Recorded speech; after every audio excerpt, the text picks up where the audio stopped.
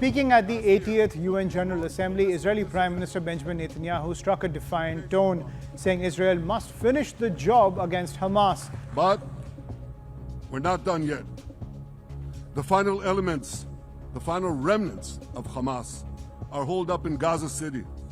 They vow to repeat the atrocities of October 7th again and again and again, no matter how diminished their forces. That is why Israel must finish the job. That is why we want to do so as fast as possible. He rejected accusations of genocide and vowed to keep pressing the war until Hamas is dismantled.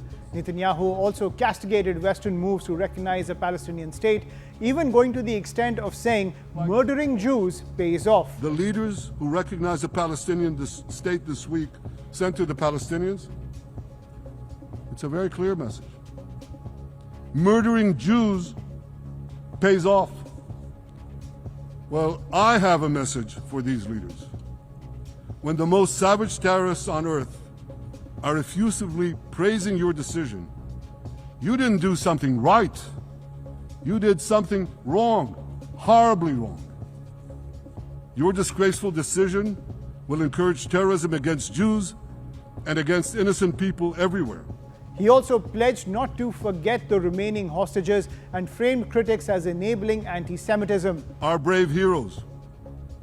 This is Prime Minister Netanyahu speaking to you live from the United Nations. We have not forgotten you, not even for a second. The people of Israel are with you. We will not falter and we will not rest until we bring all of you home. The address drew both ovations as well as protest walkouts from delegates. Outside the hall, protests swelled in New York. Netanyahu's remarks come amid mounting diplomatic headwinds, a wave of recognitions of Palestinian statehood by US allies, including the United Kingdom, France, Canada, and Australia.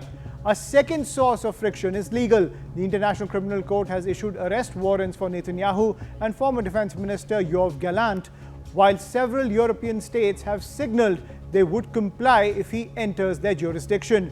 The warrants also shaped Netanyahu's travel to New York as he dodged the airspace of several European nations. But Trump's stand has underlined continued political cover for Israel. The United Nations argues Israel's conduct meets elements of genocide alongside extensive violations of humanitarian law. But despite growing isolation, Israel retains significant backing. US leadership continues to veto UN membership for Palestine via the Security Council, even as it urges greater humanitarian access. Some governments applaud Israel's focus on hostages and Hamas's dismantlement and refrain from endorsing the genocide language, even while criticizing civilian harm.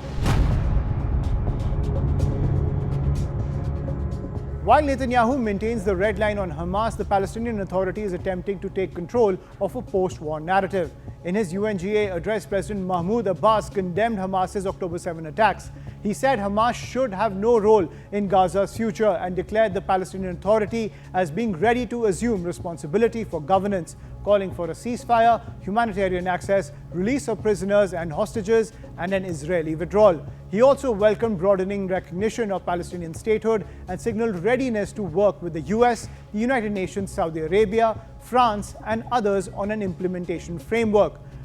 أن قطاع غزة جزء لا يتجزأ من دولة فلسطين، وأننا مستعدون لتحمل كامل المسؤولية عن الحكم والأمن فيه، ولن يكون لحماس دور في الحكم، حيث يتوجب عليها وغيرها أيضا من الفصائل تسليم سلاحها للسلطة الوطنية الفلسطينية في إطار عملية التوجه لبناء مؤسسات الدولة الواحدة والقانون الواحد وقوات الأمن الشرعية الواحدة، مجددين التأكيد على أننا لا نريد دولة مسلحة.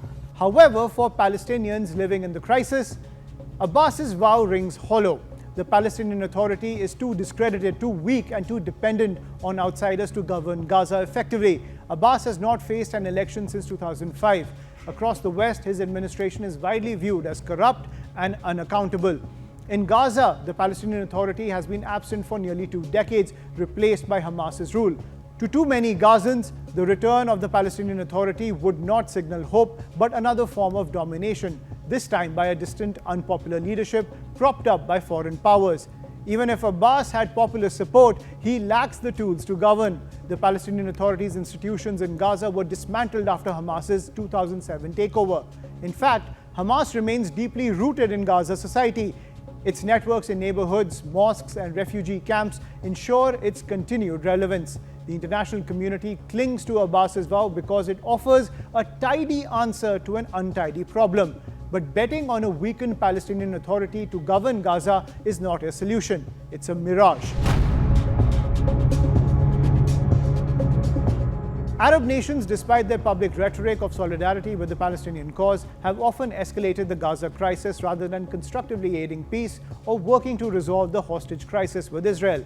Many governments have used the conflict as a political tool, issuing strong condemnation of Israel in international forums, amplifying anti-Israel sentiment in their domestic media, and funding of tacitly supporting groups aligned with Hamas while stopping short of meaningful mediation. Instead of exerting pressure on Hamas to release hostages or curb its militant activities, some states have allowed the group to use their territories for financial or political support networks, prolonging the conflict. Even countries that signed the Abraham Accords or maintain back-channel ties with Israel have largely hesitated to take bold steps to mediate or facilitate prisoner exchanges, fearing backlash from their populations. This has created a cycle where Arab leaders posture as defenders of Palestine but avoid the difficult compromises required for peace.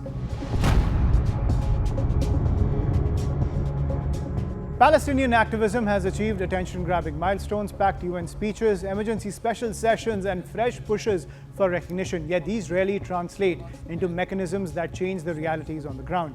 Even highly publicized UN resolutions on ceasefires remain declaratory and unenforceable, reflecting world opinion rather than policy.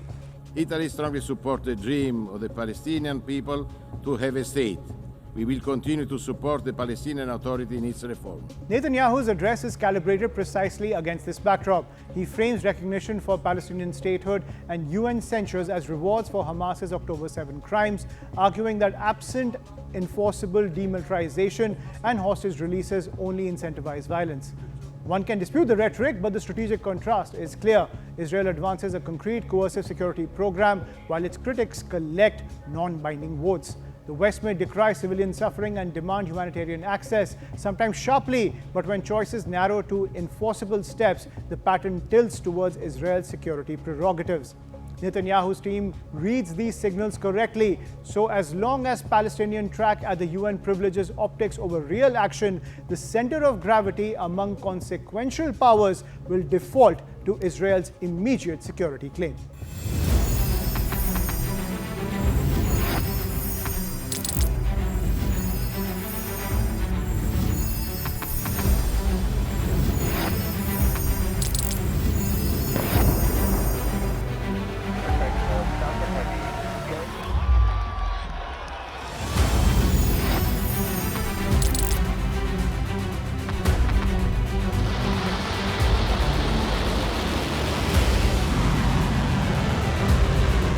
Been fighting so long and so hard that they don't know what the they're doing.